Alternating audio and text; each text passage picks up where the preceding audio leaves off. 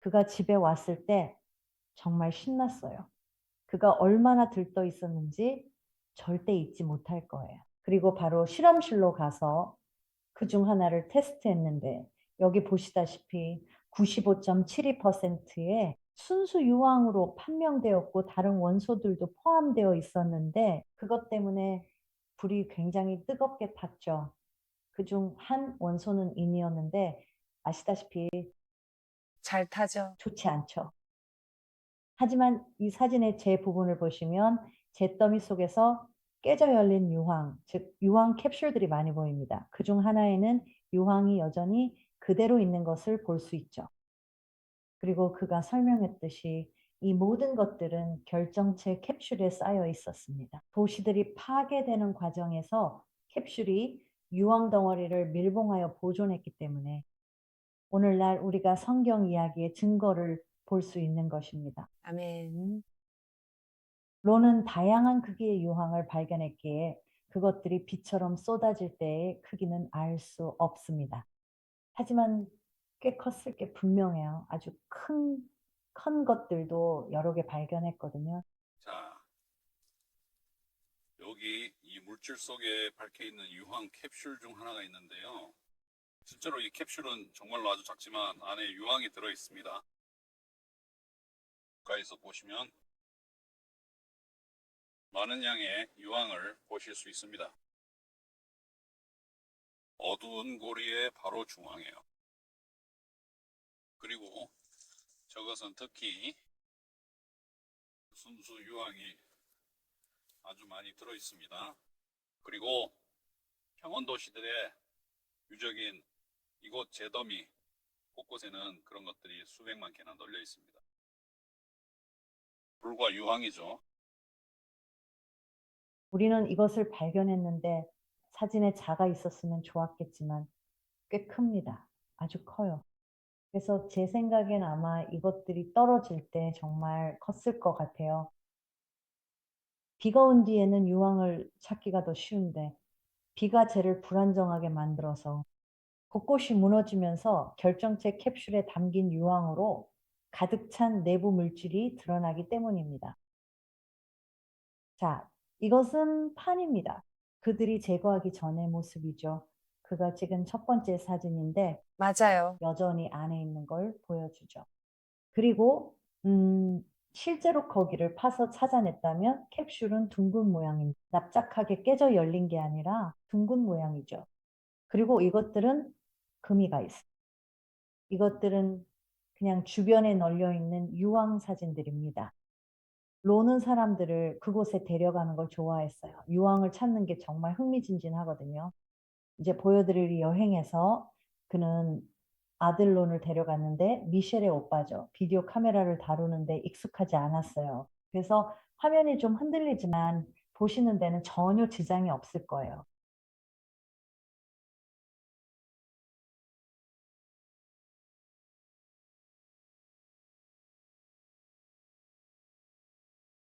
자, 저것보다 훨씬 큰 것들도 아주 많지만 작은 크기의 것들도 상당히 많이 있습니다. 여기저기 흩어져 있네요.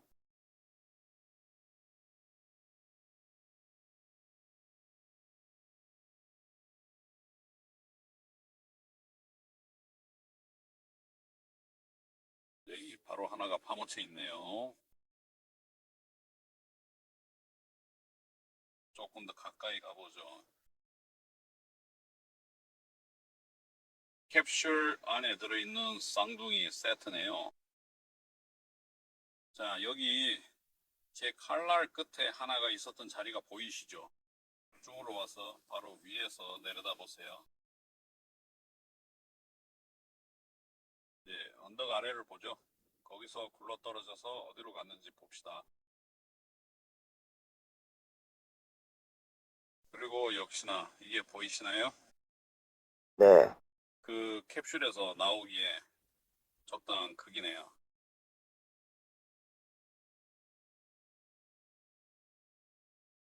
자, 90년대 초반에로는 제가 직접 나가서 프로그램을 진행할 수 있기를 바랐기 때문에 저와 함께 프로그램에 출연하고 싶어 했어요. 하지만 제가 이 프로그램을 했기 때문에 대중 앞에 얼굴을 내밀기까지 이렇게 오랜 시간이 걸렸네요. 그리고 시작할 때 사람들이 관객들에게 제가 얼마나 겁에 질려 있었는지 말했거든요. 그래서 이건 저와 맞지 않는다는 걸 깨달았죠. 그래도 그렇게 해서 다행이에요. 론이 이런 것들을 직접 말해야 했으니까요. 그래서 이번 편에서는 이 프로그램 중에 어떤 일이 있었냐면 해설자가 질문을 하면 론이 저를 돌아보며 당신이 대답해 보는 게 어때요? 라고 말하곤 했죠. 그래서 지금 이런 상황이 벌어지고 있는 겁니다. 그래서 저는 연소에 대해 공부하기 시작했습니다. 라부아지에라는 이름의 프랑스인이었는데 제 기억이 맞다면 그럴 거예요.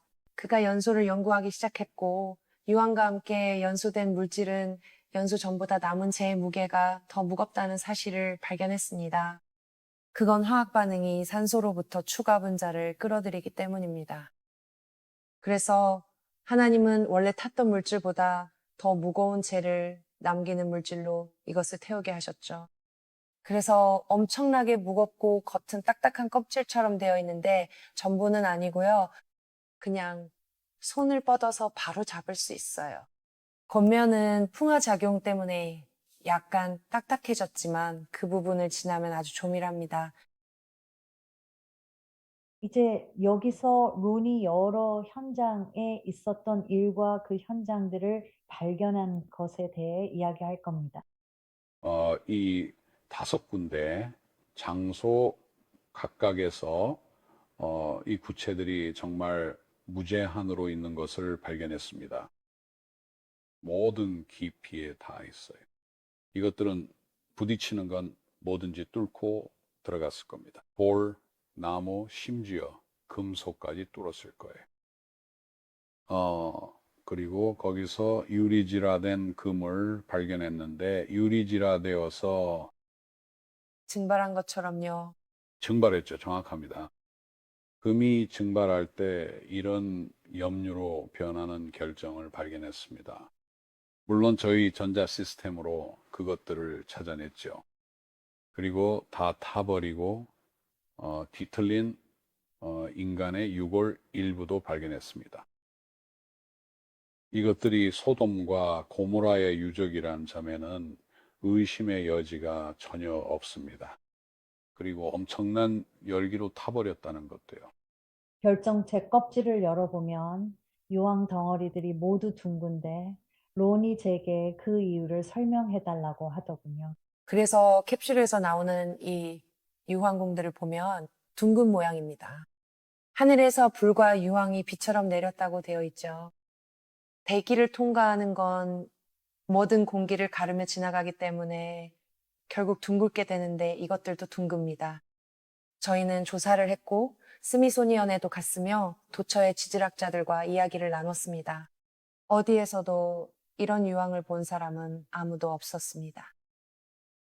어떤 사람들은 저기 어디에도 이런 게 있고 또 저기 어디에도 있어요 라고 말하는 걸 들으실 겁니다.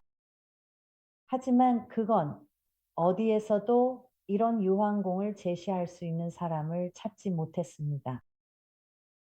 유황이 있는 상태에서 타는 물질의 특이점 중 하나는 연소 과정에서 밀도가 높아진다는 겁니다. 제가 아는 다른 모든 연소 과정에서는 밀도가 낮아지는데 말이죠. 원래 물질에서 재가 될 때요. 하지만 그 재는 유황에 의해 혹은 유황과 함께 무언가 타버린 후에 남는 것은 밀도가 더 높습니다. 이것이 평소보다 더 오래 지속되는 이유를 설명해 줄 수 있죠. 하지만 이것이 약 3,500년, 제 생각엔 3,900년 정도 지속된 것에 대해 제가 생각할 수 있는 유일한 설명은 하나님께서 그것이 지속되도록 의도하셨다는 것입니다. 베드로후서 이 장육절이었던 것 같은데 거기서 그것들이 본보기가 된다라고 말씀하신 것 같습니다. 그것은 번역하면 시각적인 본보기라는 뜻입니다. 그래서 하나님께서 그 목적을 위해 그것들을 보존하셨죠. 왜냐하면 볼 수 없다면 시각적인 본보기가 될 수 없었으니까요. 또는 다 사라졌다면 말이죠. 정말 놀랍네요. 네, 정말 그래요. 그리고 몇 년 전에 미셸과 데니스, 그리고 제 남편 렌달과 저는 모두 이스라엘에 갔었습니다. 그때 제가 허리를 다쳐서 올라갈 수가 없었거든요. 그래서 드론을 가져갔죠. 여기 그 영상 중 일부가 있습니다. 저희는 고모라라고 믿어지는 장소에 있었는데 그곳은 시작 부분에 있고 마사다 바로 주변이자 그 아래쪽입니다. 처음 부분의 사이가 얼마나 가까운지 볼 수 있으니 꼭 확인해 보세요. 이 영상을 보실 때 또 주목하실 점은 제가 말하면서 영상을 계속 틀어놓을게요. 저희는 거리라고 믿었던 곳들이 서로 연결되어 있다는 걸 알았어요. 그냥 무작위로 있는 게 아니었죠. 이 구역들은 서로 연결되어 있었습니다. 그리고 어떤 곳은 부식된 재물질이 너무 많이 침식되고 무너져 내려서 그 더미를 지나갈 수가 없었습니다. 지금 보고 계시는 바로 이 부분처럼요. 그런데 미셸 처음 봤을 때 어땠나요? 오, 전 그냥 정말 놀랍다고 생각했어요. 저희는 그곳에 가서 주변을 걸어 다녔죠. 여러 건물의 구조를 보는 게 즐거웠고, 렌달이 유황공을 찾을 수 있는 곳을 보여주기도 했어요. 그래서 그것들을 꽤 많이 캐내면서 정말 즐거운 시간을 보냈습니다. 이제 그걸 사람들과 나눌 수 있었어요. 정말 재미있었고 덥기도 했어요. 네. 맞아요. 미셸, 당신이 하는 걸 그냥 지켜볼게요. 그녀가 옆쪽 위에 있네요. 얼마나 높이 있는지 보세요. 와, 진짜. 그리고 유황공을 캐고 있네요. 미안해요. 미셸, 이 각도가 마음에 들지 않겠지만 제가 잡을 수 있는 유일한 각도였어요. 발을 아주 단단히 딛지 않으면 그 가루 속으로 바로 미끄러져 내려갔을 거예요. 네, 그 말에 동의해요. 맞아요. 그래서 아시다시피 이것 봐. 매우 멀리서 보면 이것들이 구조물처럼 보인다라는 걸 알 수 있어요. 구석에 문이 있는 것 같았고, 다른 쪽 구석에는 위로 솟아오른 계단처럼 보였거든요. 얼마나 높이 올라가 있는지 보세요. 네, 정말 높은 곳에 있었죠. 그리고 기억하시겠지만 방금 전 영상에서 론이 굴러떨어진 것을 하나 발견했었죠. 미셸도 비슷한 경험을 했는데 이제 곧 보게 될 거예요.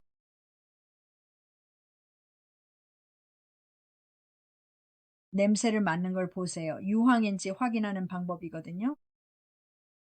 언덕 아래에서 그걸 찾으셨군요. 있었어요. 그냥 땅 위에 있었군요. 유황이네요.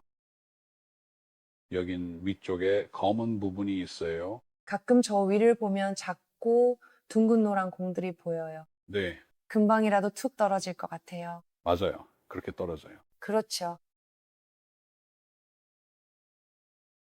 정말 멋진 여행이었어요. 론이 살아있을 때 이후로 여러분과 함께한 시간이 가장 즐거웠던 것 같아요. 정말 행복한 시간이었죠. 이제 극도로 높은 온도에 대해 이야기해 봐야 합니다. 왜냐하면 그냥 무언가에 불을 붙인다고 해서 소돔과 고모라에서 일어난 일처럼 되지는 않거든요. 네. 정말 순식간에 타버렸죠. 나무 조각을 태우면 제가 사방으로 흩어지잖아요. 이건 너무 빨리 타버렸어요. 부피가 팽창할 틈도 없이 그 자리에서 바로 타버린 거죠. 이걸 일컫는 말이 있는데 바로 열이온화라고 합니다. 여러 가지 다양한 과정에 적용될 수 있는 말이죠. 하지만 이 경우에는 핵반응에 가까운 정말로 매우 강력한 열이 필요해요. 그리고 하지만 이 반응은 핵반응은 아니고 사실 실제로는 이온 같은 것들이 서로 위치를 바꾸게 만드는 반응이죠. 여기 층이진 모습을 한번 보세요. 이것은 극고온의 섬광 화재가 발생한 결과로서 타버린 물질 속에 있던 모든 원소들이 각 원소의 무게, 즉 원자량에 따라 자연스럽게 분리된 것입니다. 네. 이로 인해 원소들이 층층이 쌓이게 된 거죠. 여기서 그 층들을 볼 수 있는데 정말 기이한 현상입니다. 다른 어디에서도 볼 수 없는 모습이죠.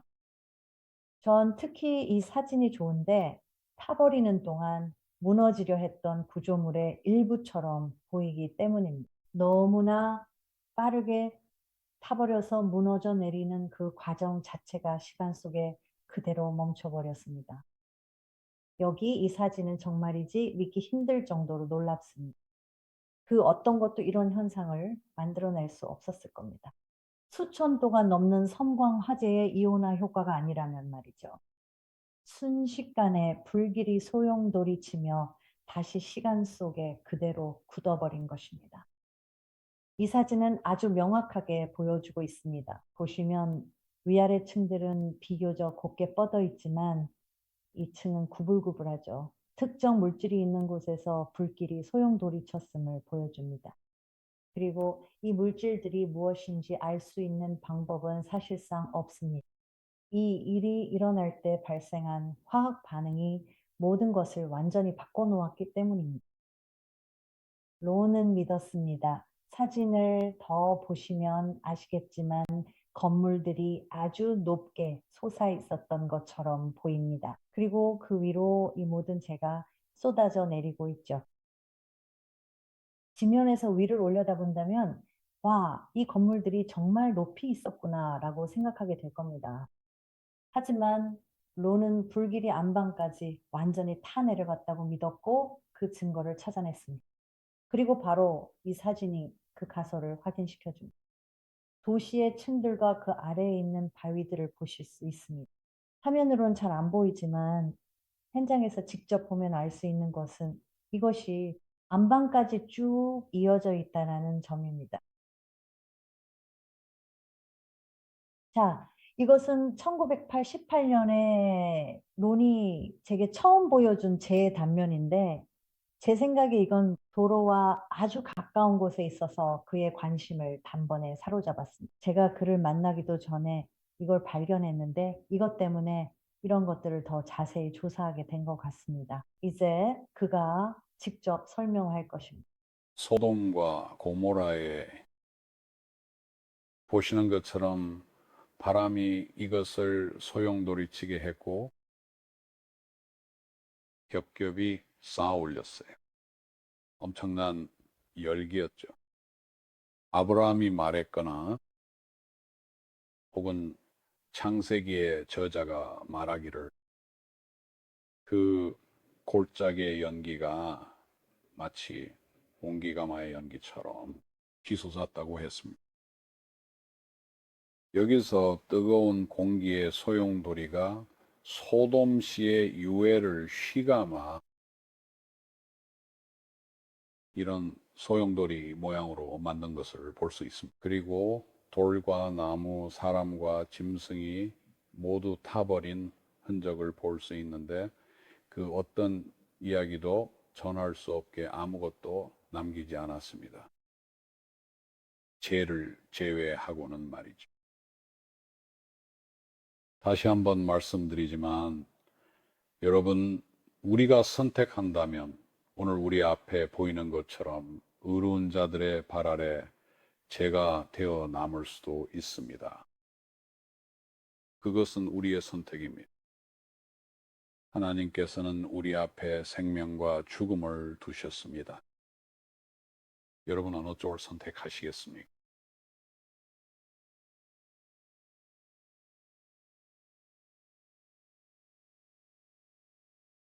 이제 구조물에 대한 좀 더 설득력 있는 증거들을 하나씩 차근차근 살펴보겠습니다.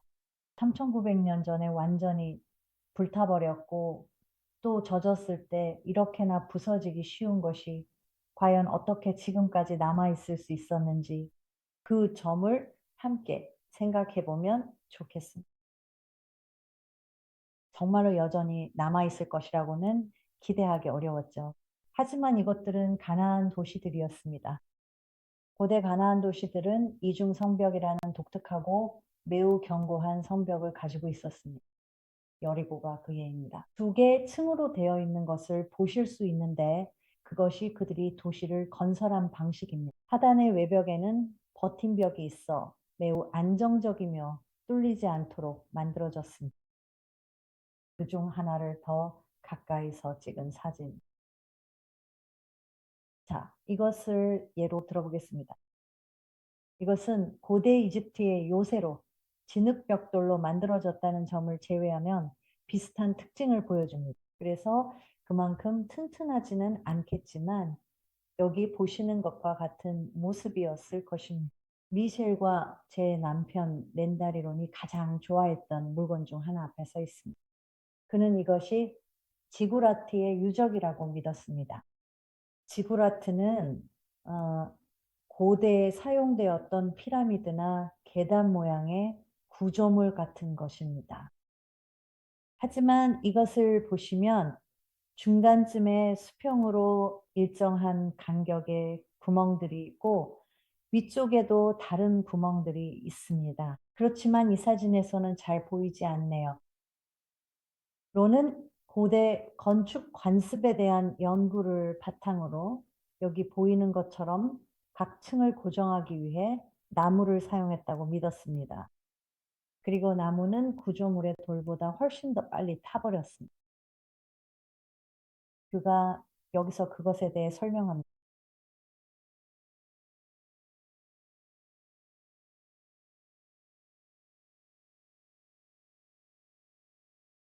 통나무가 타버린 자리를 아래 위 양쪽에서 볼 수 있는데 아래층에서 더 뚜렷하게 보입니다.